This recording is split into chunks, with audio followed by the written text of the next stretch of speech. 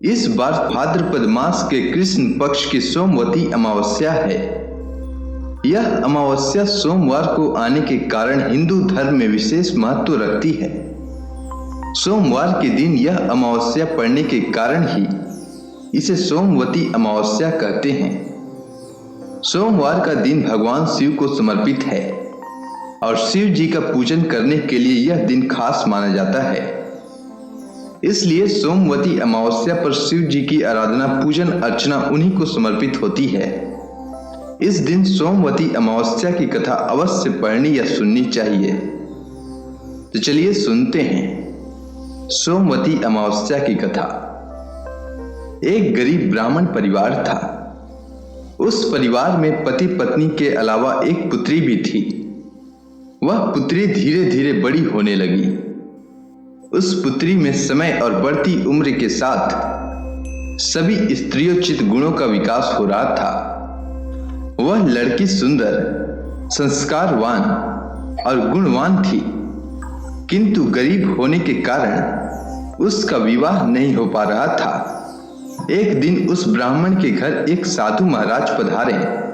वे उस कन्या के सेवा भाव से काफी प्रसन्न हुए।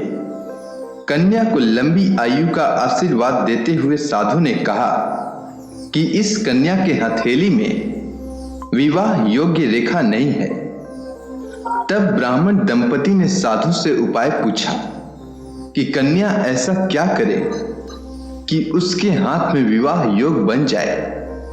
साधु महाराज कुछ देर विचार करने के बाद अपनी अंतर्दृष्टि से ध्यान करके बताते हैं कि कुछ दूरी पर एक गांव में सोना नाम की धोबिन जाति की एक महिला अपने बेटे और बहू के साथ रहती है, जो बहुत ही आचार विचार और संस्कार संपन्न तथा पति परायण है।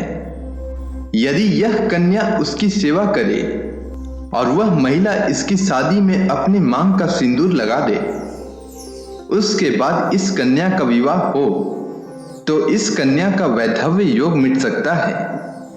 साधु ने यह भी बताया कि वह महिला कहीं आती जाती नहीं है। यह बात सुनकर ब्राह्मणी ने अपनी बेटी से धोबिन की सेवा करने की बात कही। अगले दिन कन्या प्रातः काल ही उठकर उस सोना धोबिन के घर जाकर साफ सफाई और अन्य सारे काम करके अपने घर वापस आ जाती है। एक दिन सोना धोबिन अपनी बहू से पूछती है कि तुम तो सुबह ही उठकर सारे काम कर लेती हो और पता भी नहीं चलता है।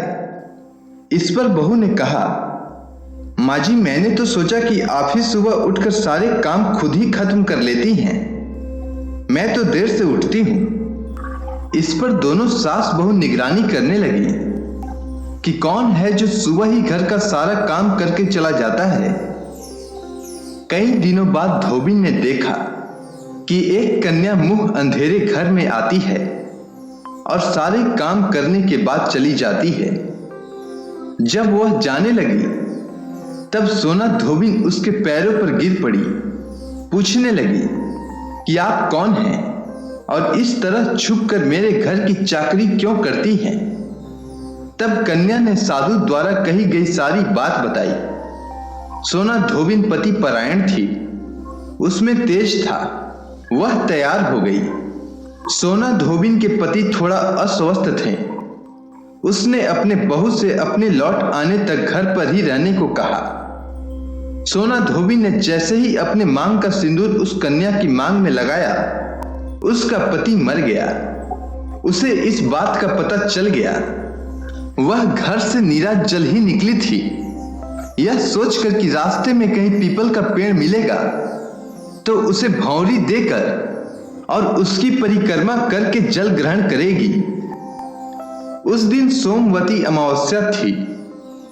ब्राह्मण के घर मिले पुए पकवान की जगह उसने ईंट के टुकड़ों से 108 बार भौंरी देकर 108 बार पीपल के पेड़ की परिक्रमा की और उसके बाद जल ग्रहण किया। ऐसा करते ही उसके पति के मुर्दा शरीर में वापस जान आ गई। धोबिन का पति वापस जीवित हो उठा। इसलिए सोमवती अमावस्या के दिन से शुरू करके जो व्यक्ति हर अमावस्या के दिन भौंरी देता है, उसके सुख और सौभाग्य में वृद्धि होती है। पीपल के पेड़ में सभी देवताओं का वास होता है।